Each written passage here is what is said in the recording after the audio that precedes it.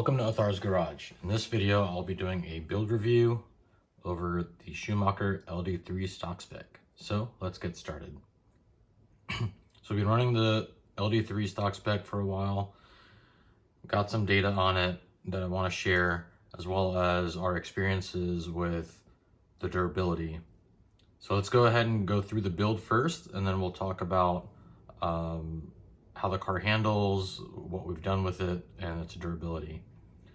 So first, in step 1 through 6, when we were building the shocks, I had issues with the rear pistons. They're 2x1.8 pistons. They didn't fit well in the rear shocks, so I had to install the shock piston onto the shock shaft, install it onto a drill, and then lightly sand the piston down until I was able to get it fit into the shock body. I'd highly recommend machined pistons, but at my level, I don't know if I'd be able to tell a difference between the stock pistons and the machine pistons.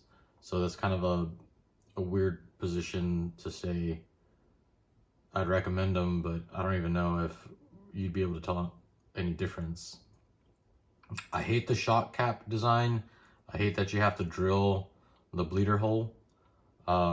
We've had one of the shock caps break in a hard crash into another buggy where it cracked the mounting point. So I had to go buy a replacement shock cap, and then I had to drill that hole at the track. So that just means more tools to carry with me. So I actually don't like the design where the shocks are on the front of the shock tower. This design allows, things to hit the shocks, so you might end up denting them or knocking them off. So I like the X-ray and associated design where the shocks are behind the tower. It kind of helps protect the shocks a little bit. Also notice that the LD3 is heavier damped than the B7 and the XB2C, meaning it has heavier shock fluid in there. With the piston package, it's just a little stiffer. In steps 7 through 9, we had to build the diff. The diff, shimming the diff is a pain. I followed the supplement, but ended up building it the way the manual had. So I don't know why they can't just design it and get good quality molds like Associated or X-Ray where you don't have to shim it. So that's one of the big complaints I have. Step 10, I had to trim a little bit of flashing off the ball cups. They're around this area here, so not that big of a deal. Steps 11 through 13, I installed the brass bulkhead and some other aluminum parts. I would highly recommend applying Loctite when going into those parts, but also cleaning those parts really well. We've had a bunch of stuff come undone, even though they were thread locked. I talked to a few other racers and they've had the same issue, so definitely clean any of the parts that are aluminum before applying thread locker. Step 14, not a huge fan of how the servo mounts. I don't like how it's angled up. I feel like if it was laying flat like the Associated or XB2C, you could lower the CG a little bit and be a little easier to install and work on. Step 15 and 16, no issues. The front link mount, we installed some brass inserts, and those brass inserts are for mounting the sway bar. So just take note of that if you plan to run a sway bar. Steps 17 and 18, the hubs were a little tight, but after a few runs they loosened up, so not a huge issue. Steps 19 through 21, I like the chassis design and the insert to make the chassis either 5 millimeters longer or shorter. You know, most manufacturers want you to buy an $80 to $100 option part to get the different lengths. So it's cool to see how Schumacher did that. I do really like that. Haven't played with it yet, but it's a nice option to have.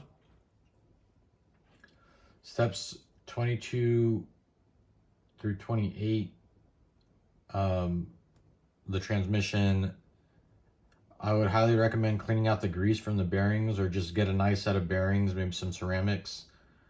And this is probably the best fitting transmission between all the cars I've built, between the X-Ray and the Associated. It spins very free, and so I was really happy to see that. Also, I didn't mention it, but apply some blue Loctite for the screws that go into the C-block. And then I would actually install the pills in this step, which is step like 22 through 25, rather than waiting later on. I believe that was step 31 through 32 where we had to install the pills, and it was a pain because the transmission was on. Steps 29 through 30, the hubs in the back are a little tight on the control arms, but after a few runs they freed up, so no issues there. Step 31 through 32, don't forget to use Loctite on the ball stud that goes into the ball stud mount. That is aluminum, so make sure you use some Loctite there. And then also, as I mentioned, try to install those pills earlier in the C block. Step 33 through 35, basically installing the electronics. No huge issues there. The only thing I noticed is that the spur gear isn't perfectly round, so I'd highly recommend rotating the spur and finding any tight spots and then setting your mesh. Now, the buggy, the way that we have it set up, is super easy to drive. We've tried a bunch of different tire combinations. We've tried, our favorite combo was fuzz bite rears with thin fuzz bite fronts, and that was a very quick combo. Probably the quickest combo out of everything that we've tried. We've also tried Schumacher low cut staggers with J Concept Nessies. We tried the Schumacher Fusion Slims with the J Concept drop step. We also have tried the Proline Prisms with AKA rivets, and all those combos seem to work pretty well. Some were very consistent, but not necessarily quick. This combo is kind of weird that we've been trying out. It's the wide fuzz bite front for two-wheel drive and the pin swag in the rear. We've had to adjust the dual rate when we're doing this, but our base setup is basically the same. So the base setup that I recommend a lot of the guys try out is we put the diff in the high position rather than the low position that is in the kit. We went to 450 CST in the rear shocks rather than the 400 in the kit. We moved the shocks out to the outer locations in the front and in the rear. But in the top, they stayed the same. So basically lay them down a little bit. We're running the thinnest sway bar in the front. That kind of helped reduce the amount of dive that it was generating in the front, while it was cornering and preventing this now prevents the inside rear from lifting. We got 2 degrees of camber all around, about 1 degree of toe out, 14 millimeter ride height, and the car seems to do really well with that setup. So I'd recommend trying that out.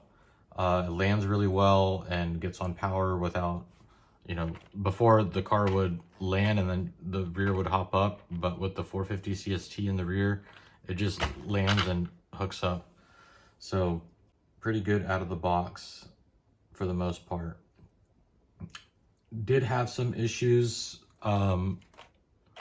with breakages. We've broken, I think I've broken a rear control arm, front control arm on very light hits. Also broken the shock cap, the camber link up front, and then I dislike how the front sway bar is mounted with the links in the front. We've lost one of these links before in a crash, so do like the design of the X-Ray or the B7 from Associated, just because these are located, you know, inside the control arm, so that way it prevents anything from knocking these loose. But overall, it's a great Bucky. I highly recommend it. As I said before in my unboxing video, I feel like the Schumachers were always twitchy, and everyone I've ever driven was really hard to drive. But I suspect that putting the diff in the high position makes the car super easy to drive. I like it quite a bit. I haven't been racing it personally, but letting a friend drive it because I race other classes. But in terms of fast laps, I'm a little quicker with this car than a B7. However, I feel like I'm a little bit more inconsistent with this car than a B7. The B7 is easier to drive. This one might be a little quicker, in my opinion, at least for my style of driving. I'd highly recommend it. The other thing that we've done in terms of upgrades is we went to the firm front control arms, and that actually helped the front end not push. So we were able to take some of the dual rate out with that.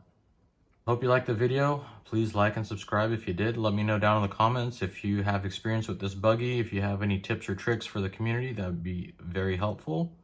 Thanks again for watching, and I'll see you on the next one.